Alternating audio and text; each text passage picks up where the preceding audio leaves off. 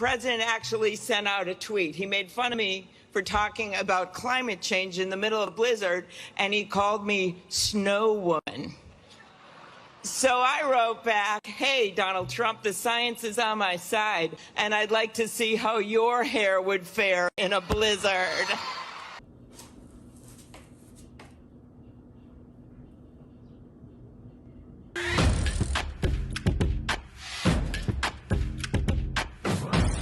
One of the ways this current war in Ukraine could have been avoided would have been for Russia and Ukraine to follow the Minsk Agreement. So let's dive in a little bit to that and figure out how we could have avoided war so we could hopefully maybe get out of this war before it turns into World War III. By using Ukraine to fight Russia, the U.S. provoked Putin's war. After backing a far-right coup in 2014, the U.S. has fueled a proxy war in eastern Ukraine that has left 14,000 dead. Russia's invasion is an illegal and catastrophic response. This is Aaron Mate, the infamous buzzsaw. Here's a picture of, just some American officials with the post-coup government of Ukraine. We have John McCain, Lindsey Graham, what's her face? Snow Woman, remember her? The president actually sent out a tweet. He made fun of me for talking about climate change in the middle of a blizzard, and he called me Snow Woman. So I wrote back, hey, Donald Trump, the science is on my side, and I'd like to see how your hair would fare in a blizzard.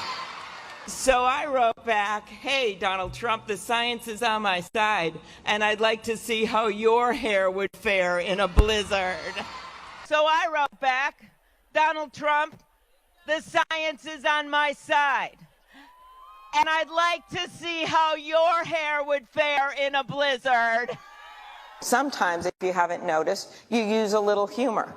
Like when he called me Snow Woman at my announcement in the middle of that thing, I wrote back on Twitter, I'd like to see how your hair would fare in a blizzard. So I wrote back, hey, Donald Trump. So I wrote back, hey, Donald Trump. So I wrote back. I tweeted back. The science is on my side. And I'd like to see how your hair would fare. And I'd like to see how your hair would fare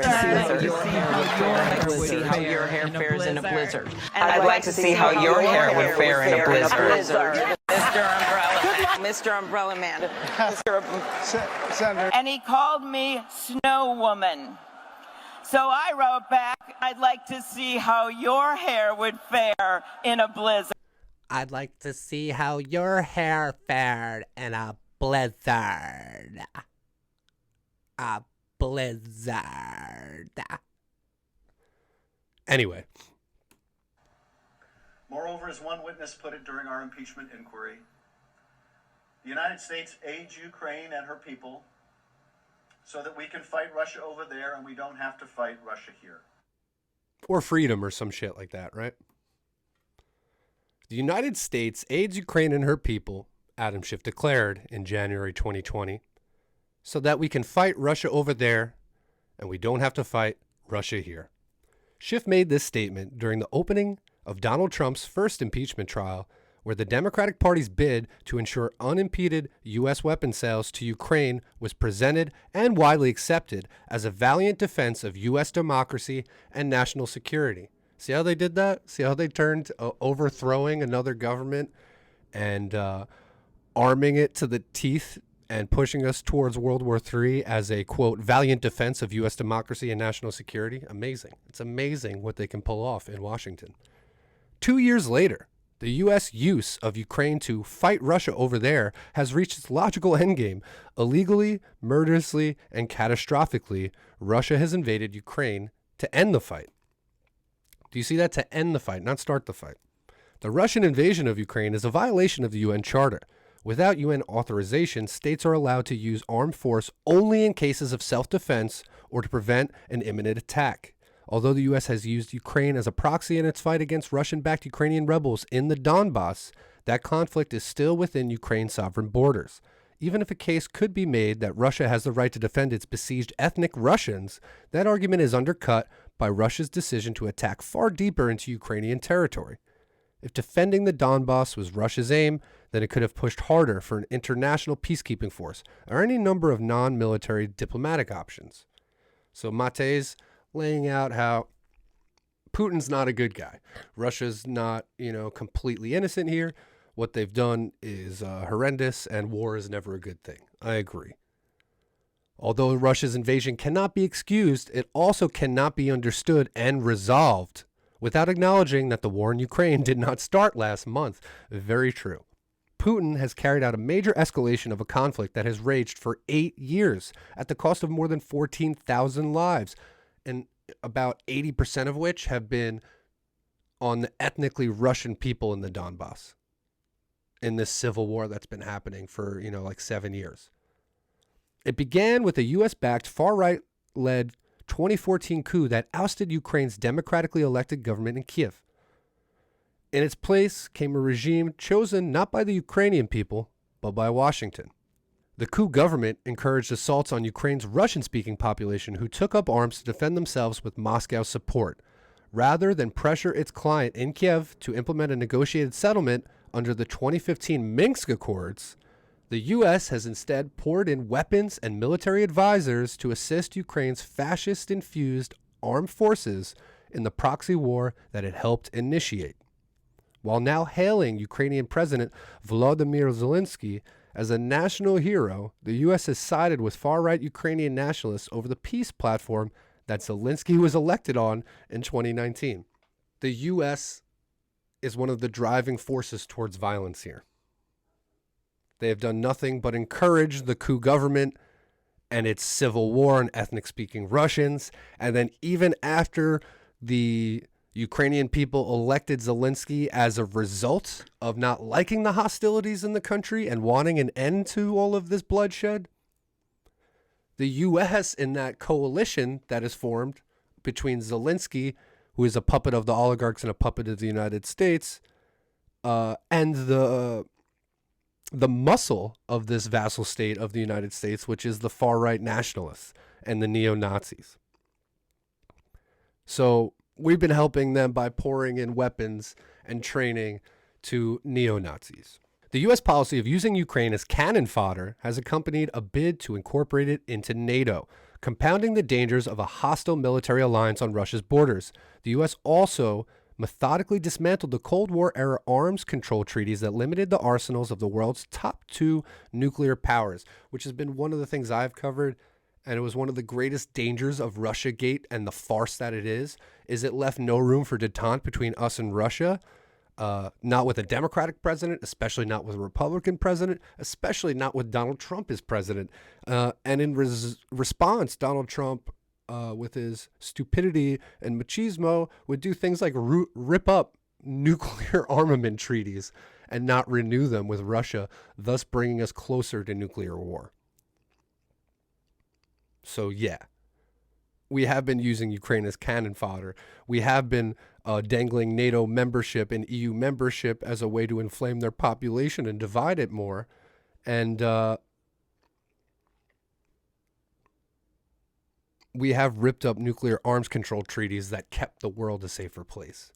Since 2007, Russian President Vladimir Putin has repeatedly warned that U.S. policies in Ukraine and other former Soviet states were crossing Russian red lines and would force a Russian reaction. After years of U.S.-driven escalation, Putin's warnings have been realized in the form of an illegal invasion that has placed the world in one of the most dangerous moments since the Second World War.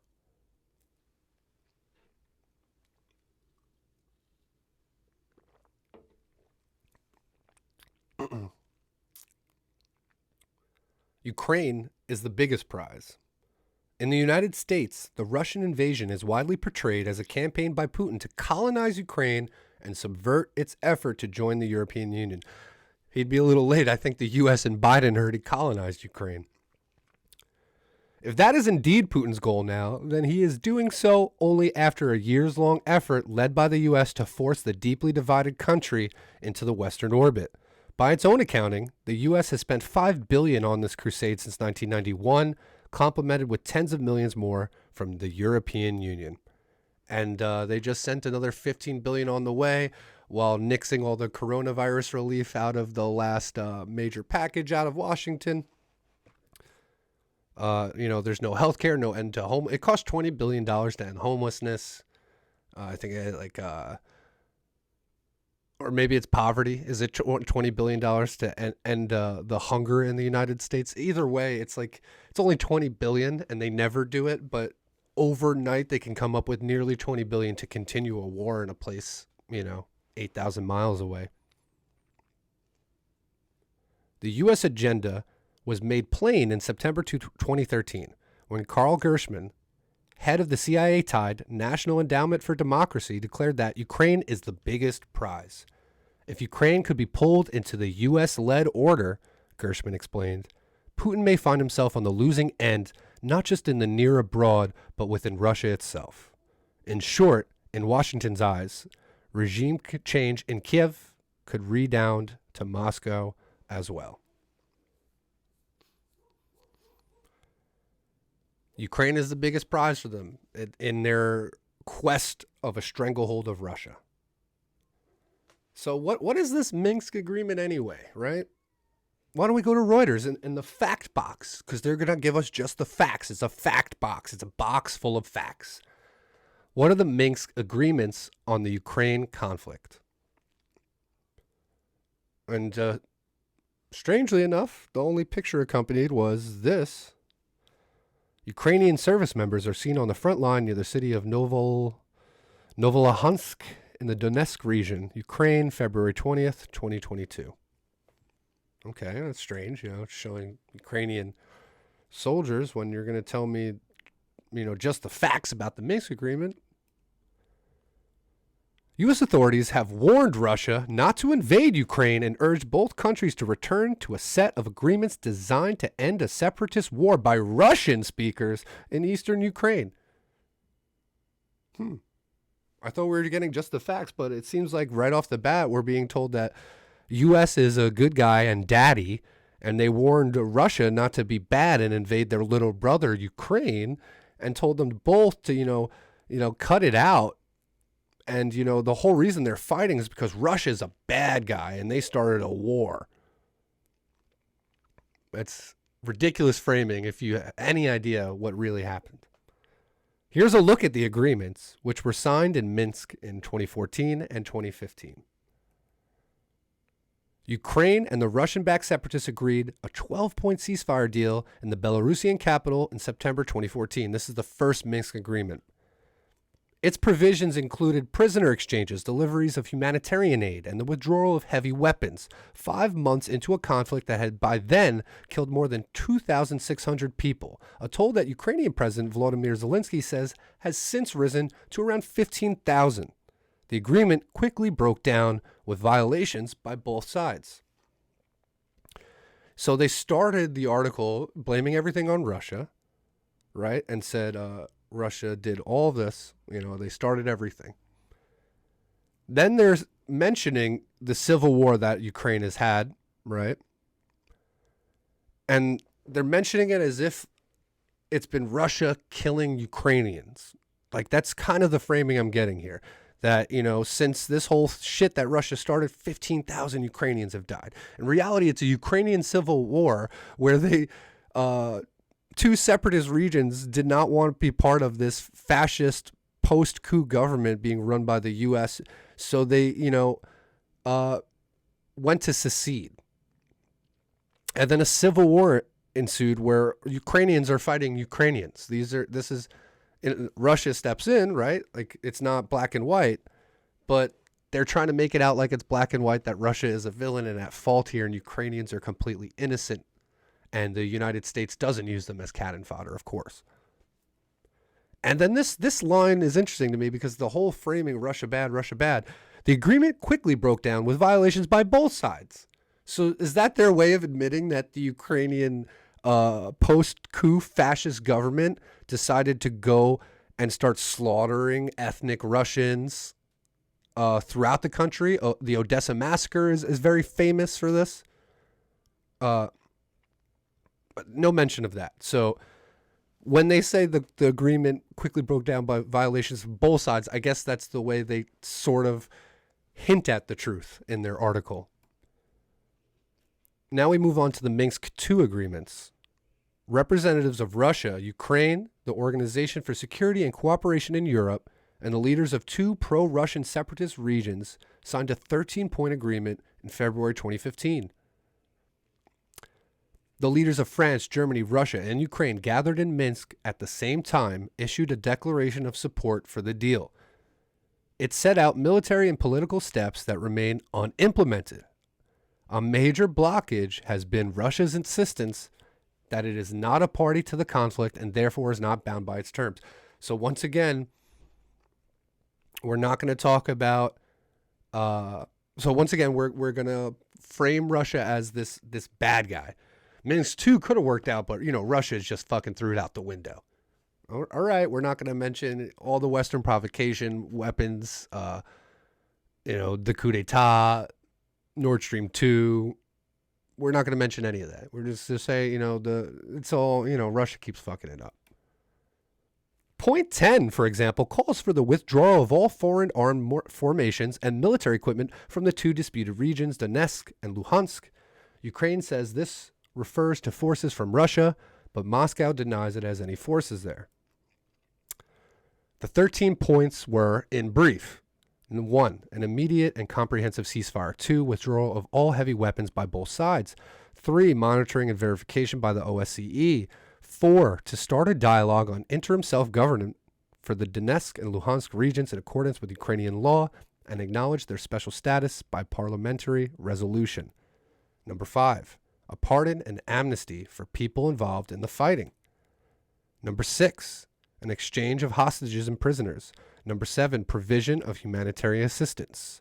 8, resumption of socio-economic ties, including pensions. 9, restoration of full control of the state border by the government of Ukraine. 10, withdrawal of all foreign armed formations, military equipment, and mercenaries. 11, constitutional reform in Ukraine, including decentralization with specific mention of Donetsk and Luhansk. 12, elections in Donetsk and Luhansk on terms to be agreed with their representatives. 13, intensifying the work of the Trilateral Contact Group, compromising representatives of Russia, Ukraine, and the OSCE. So this made me laugh, right? It was written by, this is like a 2-minute read in this article. It's written by one person, but it took 2 people to edit it. So a whole 3 people came, worked on this 2-minute read to come up with all that bullshit, have absolutely no context for the West's involvement, and put in a couple of shots at Russia that were just ridiculous. And then, I saw this. It says, our standards, the Thomson Reuters Trust Principles. I was like, what the fuck is this? The trust principles. Thomson Reuters is dedicated to upholding the trust principles and to preserving its independence, integrity, and freedom from bias in the gathering and dissemination of information and news. Oh, wow. They're so fucking unbiased. And then there is their rules, right? They had like the 10 principles they follow or whatever. 3, that Reuters shall supply unbiased and reliable news services to newspapers, news agencies, broadcasters, and other media subscribers, and to businesses, governments, institutions, individuals, and others with whom Reuters has or may have contracts. So the people who are all about giving you the truth, in their article called The Fact Box, where they want to tell you what the Minsk Agreement is, the whole thing is full of anti-Russian propaganda. I mean, if they wanted to talk about the faults of Russia, that'd be great, but then you have to talk about the complicity of the West. Why not just do what you said you're doing? Why not just do your fact box? Why don't you open your box of facts and just talk about the Minsk agreements, the Minsk 1 and Minsk 2? Like, just do that. But instead, they're doing propaganda, because this is what the West does. They do propaganda on the behest of their governments, and then they act like they're better than state media. It's sad. This is what they won't tell you about when they do this propaganda. What about Balding's one of their prospects? Their prospects are real but more distant. And I think this is me and only me speaking, not speaking for the administration or anyone else in the United States Congress. And I obviously, to state the obvious, I could be dead wrong about this. I think the one place where the greatest consternation would be caused in the short term for admission, having nothing to do with the merit and preparedness of the country to come in, would be to admit the Baltic states now in terms of NATO-Russian, U.S.-Russian relations. And if there was ever anything that was going to tip the balance, were it to be tipped in terms of a vigorous and hostile reaction, I don't mean military, in Russia, it would be that. You know, that's just Joe Biden 30 years ago talking about NATO expansion on the borders of Russia being a red line that would, you know, result in Russian hostilities. They won't talk about that in their little fact box article. They won't talk about this in their little fact box article of Victoria Nuland talking, you know, choosing the new government of Ukraine post-coup. In terms of him not going into the government, just let him sort of stay out and do his political homework and stuff. I'm just thinking in terms of sort of the process moving ahead, we want to keep the moderate Democrats together. The problem is going to be Tony Book and his guys. And, you know, I'm sure that's part of what Yanukovych is calculating on all of this. I think Yats is the guy who's got the economic experience, the governing experience. He's the guy, you know, what he needs is Klitsch and Tony Book on the outside. He needs to be talking to them 4 times a week. You know, I just think Klitsch going in, he's going to be at that level working for Yatsenyuk. It's just not going to work. Yeah, no, I think that's right. Okay. Good. Well, do you want us to try to set up a call with him as the next step? My understanding from that call, but you tell me, was that the big three were going into their own meeting, and that Yats was going to offer in that context a three-way, you know, 3+1 conversation or 3+2 with you. Is that not how you understood it? No, I mean, that's what he proposed, but I think just knowing the dynamic that's been with them where Klitschko has been the top dog, he's going to take a while to show up for whatever meeting they've got. He's probably talking to his guys at this point, so I think you reaching out directly to him helps with the personality management among the three, and it gives you also a chance to move fast on all this stuff and put us behind it before they all sit down and he explains why he doesn't like it. Okay, good. I'm happy. Why don't you reach out to him and see if he wants to talk before or after? Okay, will do. Thanks. Okay, I've now written, one more wrinkle for you, Jeff. Another wrinkle.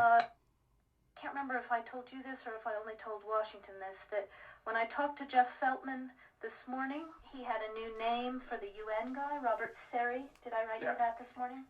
Yeah, I saw that. He's now gotten both Seri and Ban Ki-moon to agree that Seri could come in Monday or Tuesday. Okay. So that would be great, I think, to help glue this thing and have the UN help glue it. And, you know, fuck the EU. No, exactly. You know, that's just them talking about forming a new country after they overthrew the old one. And, you know, they're not going to talk about Nord Stream. Nord Stream pipeline snarled in the U.S.-Russia fossil energy war. Discarded sanctions over Nord Stream were attempted protectionism for U.S. gas producers. We're not going to talk about Nord Stream. We're not going to talk about the fossil fuel war, trying to cut off Russia's economy. This is what we will talk about, though. We remain united. We remain united in our purpose. We'll blame it on someone. Pressure mounting on Putin and his war machine. Putin's war machine. Putin's war. Whose war? Putin's aggression. Putin and his war machine. Who did it? Inflict further pain on Putin. Putin's war. Putin's war. Since Putin began his military buildup in Ukrainian Who was it? Putin's price hike. Putin's war against the people of Ukraine. Tyrants like Putin won't. Putin's war. Putin's war. But Putin seems determined to continue on his murderous path. Putin's now targeting cities. Ukraine will never be a victory for Putin. Putin may be able to take a city. Putin's assault on global peace and stability today, that they are not about to just let Putin take what he wants. Putin's war on Ukraine will, but Putin seems determined to continue on his murderous path, no matter the cost. Russia's aggression is Russia's vicious war of choice. Putin's now targeting cities and has been targeting cities and civilians, schools, hospitals, apartment buildings. Last week, he attacked the largest nuclear power plant in Europe, with an apparent disregard for the potential of triggering a nuclear meltdown. He has already... Biden is a madman who will shoot his guns at nuclear power plants, guys. Turned 2 million Ukrainians into refugees. Russia may continue to grind out its advance at a horrible price. We've never created a refugee ever in the United States. Not once. Not once. Not in Iraq, not in Afghanistan, not in Libya, not in Somalia, not in Yemen. Never, ever, anywhere. But this much is already clear. And we have no responsibility for these Ukrainian refugees, all right? Jack, get that through your head, all right? Fat, listen, Fat. It's Putin, man. He's a thug. He's a bad guy. He's got no honor. Corn Pop had honor, but Putin, he ain't got no honor. Ukraine will never be a victory for Putin. Putin may be able to take a city, but he'll never be able to hold the country. And if we do not respond to Putin's assault on global peace and stability today, the cost of freedom and to the American people will be even greater tomorrow. I know there's a lot of... This makes me laugh. I know there's a lot of questions, but there's a lot more that has to be made clear, and I'm going to hold on that till we get more information. Thank you. Appreciate it. Man fans the flames for World War III, and then is like, listen, bitch, I know you got a lot of questions, but so do I. Peace. Well, there you have it. That's another video for y'all. Think about it. Dylon, Dylon, Dylon, Dylon, and Dylon. Because I spit hot fire.